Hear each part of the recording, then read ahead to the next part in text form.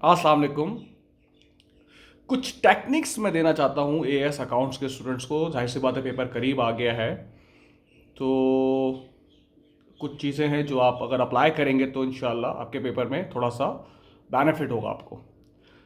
सबसे पहले जो आपको सबसे पहला सवाल आपको करना है पेपर में, वो होना चाहिए जो आपको सबसे अच्छा आता है।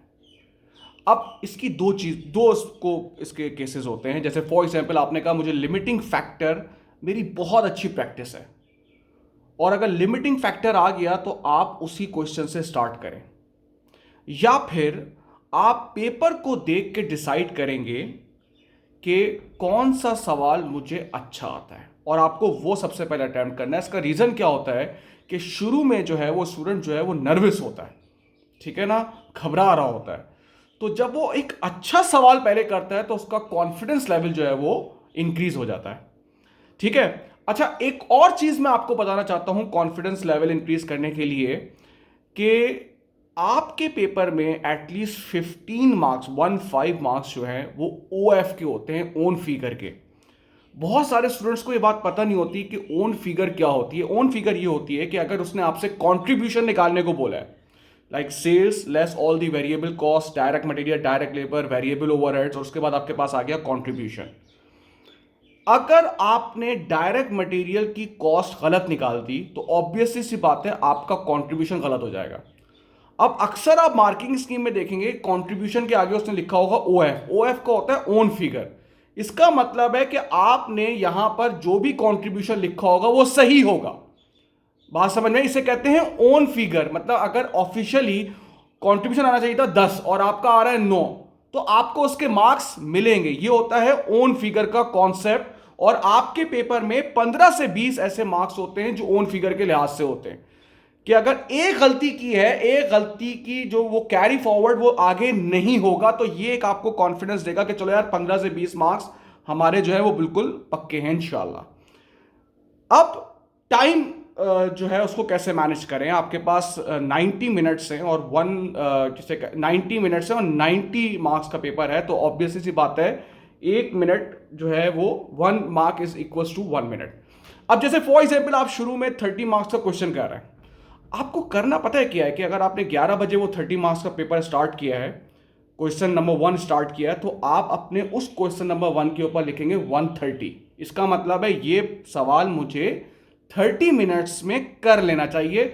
इसका पर्पस ये होता है कि टाइम को ट्रैक करना। Track of time is very important. ये नहीं कि जैसे मैं खुद अपनी बात बता रहा हूं कि जब मैं पेपर कर रहा होता था मुझसे गलती हो जाती थी कि अगर 3 घंटे का पेपर है तो 2 घंटे में बड़ा चिल रह के पेपर करता था, एंड के 1 घंटे में प्रेशर ले लेता था और उसकी वजह से मेरा सवाल खराब हो जाता था। तो आपको क्या करना है, थ्रू आउट द जो पेपर है ना, वो आपको टाइम का ट्रैक रखना है कि भाई 11 बजे मैंने ये सवाल स्टार्ट किया है, 11:30 मैं बार बार देखता रहूंगा, मुझे 11:30 तक, जब ऑब्वियसली जब आप सवाल कर रहे होंगे आप बार बार देख रहे होंगे कि 11:30 तक आपका जो पेपर है वो सवाल जो है वो पूरा हो जाना चाहिए, ठीक है भाई।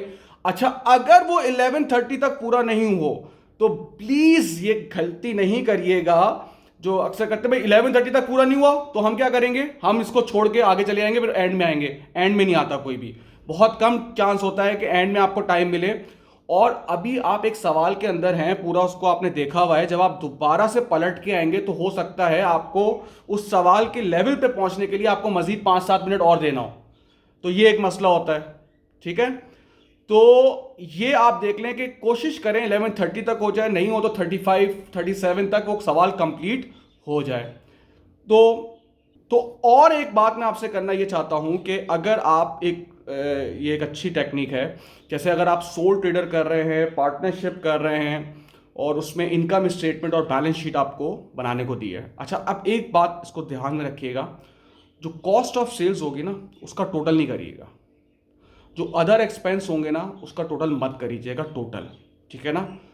वो टोटल आप करिएगा सबसे एंड में जाके, जब आप बैलेंस शीट बना रहे हो और जब आपको वहाँ पे प्रॉफिट की ज़रूरत हो, तो फिर आप कॉस्ट ऑफ सेल्स का टोटल करेंगे, ग्रॉस प्रॉफिट आ जाएगा, उससे एक्सपेंसेस को माइनस करेंगे तो नेट प्रॉफिट और प्रॉफिट फॉर द ईयर आ जाएगा।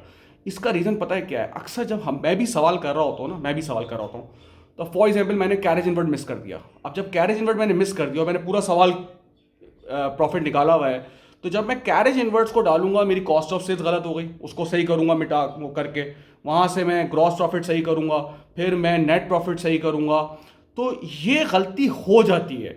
तो एंड में पहुंचने तक आप सवाल को बहुत दफा देख चुके होंगे। फॉर एग्जाम्पल, आपने सवाल खत्म कर रहे, एट द एंड आपको लगा रहे यार करंट लायबिलिटी में जो अक्रूड भूल गया मैं, अब अक्रूड भूल गया तो आप कहां जाएंगे, आप एक्सपेंस में जाके सही करेंगे, वो टोटल एक्सपेंस भी सही होगा, वो नेट प्रॉफिट भी सही होगा। तो एट द एंड आप इसको कर लीजिएगा, इससे काफी एक तो ये होता है पेपर साफ रहता है और बार बार कटिंग आप नहीं करते। ठीक है भाई। अगर बैलेंस शीट बैलेंस ना हो, इक्वल ना है, यकीन करें यार कोई मसले की बात नहीं है। बहुत जगहों पे तो बैलेंस होने का नंबर नहीं देते, लेकिन मैंने अक्सर बच्चे को देखा है सर क्वेश्चन नंबर 1 था वो बैलेंस नहीं हुआ, मैंने उसमें 1 घंटा लगा दिया।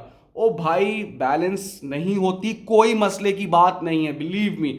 इतने ज्यादा ये स्टार बच्चों से मिल चुका हूं जो कहते हैं बैलेंस नहीं हुई हमारी, कोई मसले की बात नहीं है इसमें। आपका दिमाग में आया था पता नहीं मैंने पूरा सवाल गलत कर दिया हो, फिर होता है सवाल में मुश्किल एडजस्टमेंट्स आती हैं। कोई भी आपकी एडजस्टमेंट 3 मार्क्स से मैक्सिमम 3 मार्क्स से ज्यादा की नहीं हो सकती, और वो 3 मार्क्स फिर मैं कह रहा हूं अगर वो आपसे गलत हो गया वो एक दफा की गलती होगी, ये नहीं कि वो कैरी फॉरवर्ड होता रहेगा, आगे भी आपको मसला करता रहेगा। तो ये कुछ बातें हैं, इसको आप ध्यान में रखिएगा। इंशाल्लाह इंशाल्लाह आपके पेपर में आपको मदद मिलेगी। Thank you so much.